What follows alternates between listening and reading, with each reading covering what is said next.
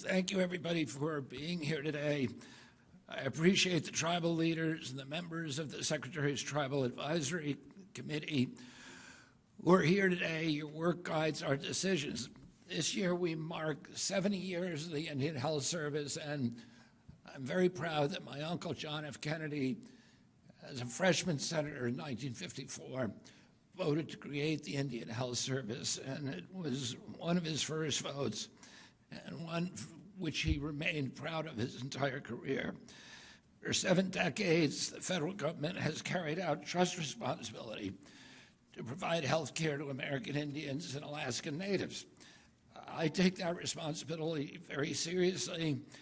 I spent 40 years doing and practicing environmental law, and about 20% of my time was devoted to representing the tribes in treaty negotiations and litigation against the extractive industry, against big polluters.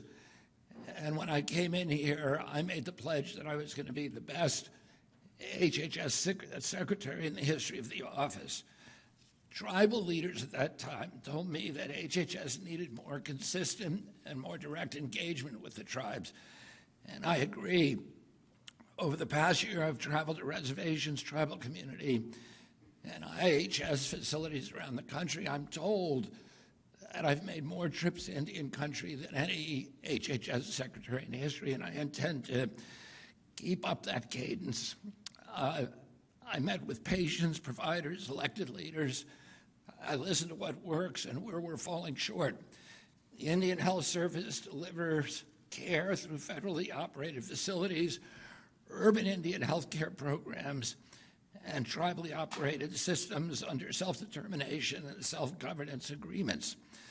Doctors, nurses, technicians, and administrators show up every day to serve communities that often face long distances and limited resources. My responsibility is to make that system work and to make it stronger. I strengthen tribal leadership inside the department. I created, for the first time in history, a senior advisor role for tribal affairs and appointed Mark Cruz, the Klamath tribe. And so Mark is, I see Mark almost every day. He's in on all the decisions, the major decisions made in this department, representing the interests of the Indian people and the tribal communities in everything that we do. I appointed Dr. Kim Hardwig of the Nez Perce tribe also to a leadership position at IHS. I delegated the authorities of the IHS director to Clayton Fulton of the Cherokee tribe.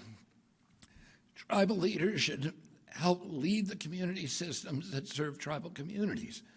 Today, I want to focus on concrete actions. First, we're going to phase out mercury-containing dental amalgams at IHS facilities. We know from the science, from gold standard science, that mercury in dental fillings is damaging the brains of children, and particularly when they drink hot drinks and off gases. And when I learned that tribal facilities are still doing mercury, the dental facilities are still doing mercury amalgams, I said, I want them out. And I'm very, very happy that the agency was able to comply very quickly. We reviewed the science, the operational impact. We decided to transition to much safer materials. IHS clinics will adopt modern alternatives that protect patients and that align with current standards. Second, we launched the largest hiring initiative in IHS history. Right now, IHS face a 30% deficit in personnel. That shortage strains providers and limits access to care. We conducted a system-wide assessment to identify the most critical staffing gaps across hospitals, clinics, and administrative offices. We built a 2026 hiring plan that targets high-need roles and high-need locations, and we are streamlining recruitment to make sure that we get that personnel out to your communities as quickly as possible. We're going to bring more physicians, nurses, behavioral health professionals, dentists, and support staff into the tribal facilities, and we're going to work to keep them there. Third, we're addressing infrastructure. During my visits, I walked through facilities that badly needed renovation or reconstruction or just replacement. I reviewed a construction backlog that is $8 billion. We allowed that backlog to grow for too long. So this year, I'm planning to direct $1 billion in existing departmental resources starting in fiscal year 2027 and spread across the next few years to priority projects that are ready to move forward. We're going to direct those funds to facilities that need the most. Workforce and infrastructure form the foundation of care. Prevention and long-term health must follow. HHS worked with the Department of Agriculture to update the dietary guidelines for all Americans. We reviewed the guidance to emphasize whole foods, healthy proteins, and healthy fats, including seafood and legumes. Well, when we were doing the guidelines, one of the things that I talked about with the team that was doing them, was the need to get traditional foods back to reservation lands. Right now, the amount of processed, 70% of the food that's eaten is ultra-processed food, and it is poison, and particularly for Native Americans, it is doubly dangerous. Many tribal communities have practiced the principles of traditional foods for millennia, and across Indian countries, tribes are restoring fisheries, expanding bison herds, building hydroponic systems, and operating community food programs. And we intend to do everything we can to support those projects. It was when I went up to Tanawa, which Mark Cruz mentioned in Alaska, we found a greenhouse that had been funded by this department 15 years ago, and it had never been completed. There was piping that was still missing. I think it was about $1 million or $2 million investment. This is a very isolated community that is a 6-hour drive on a dirt road from the nearest large city, and they have a whole winter where they can't get fresh food. And this greenhouse will allow them to grow fresh food there, and we were able to restore the greenhouse. Tribal governments are strengthening food sovereignty and improving nutrition through their own leadership. And our role at HHS is to support them and to help them. We're going to align federal nutrition policy with tribal priorities. We're going to improve coordination across the agencies, USDA, Interior, the BLM, and HHS.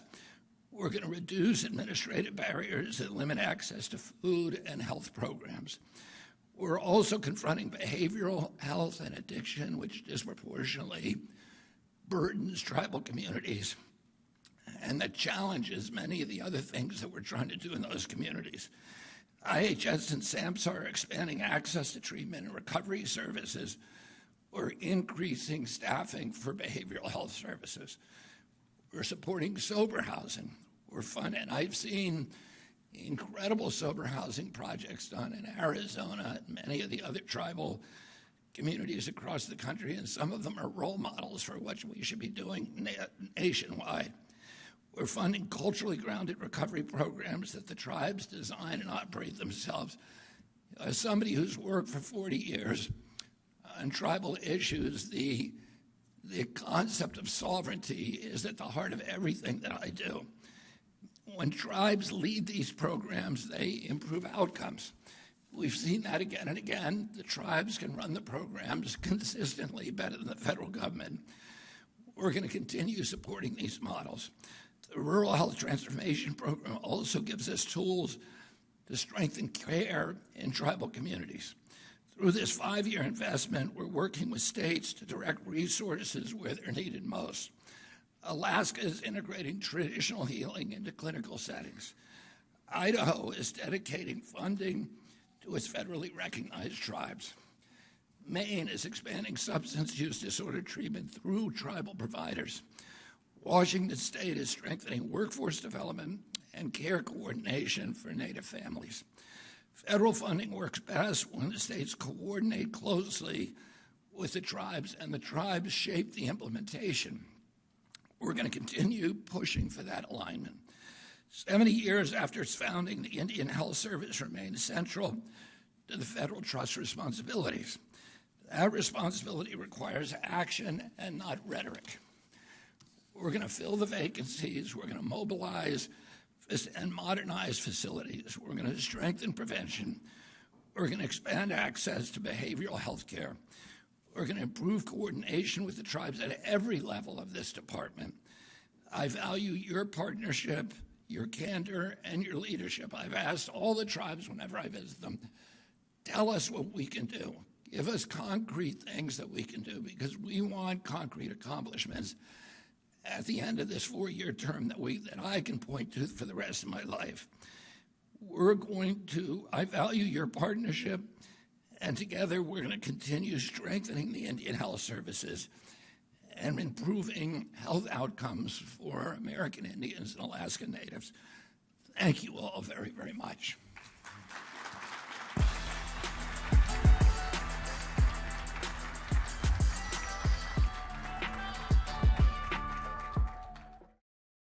Produced by the U.S. Department of Health and Human Services.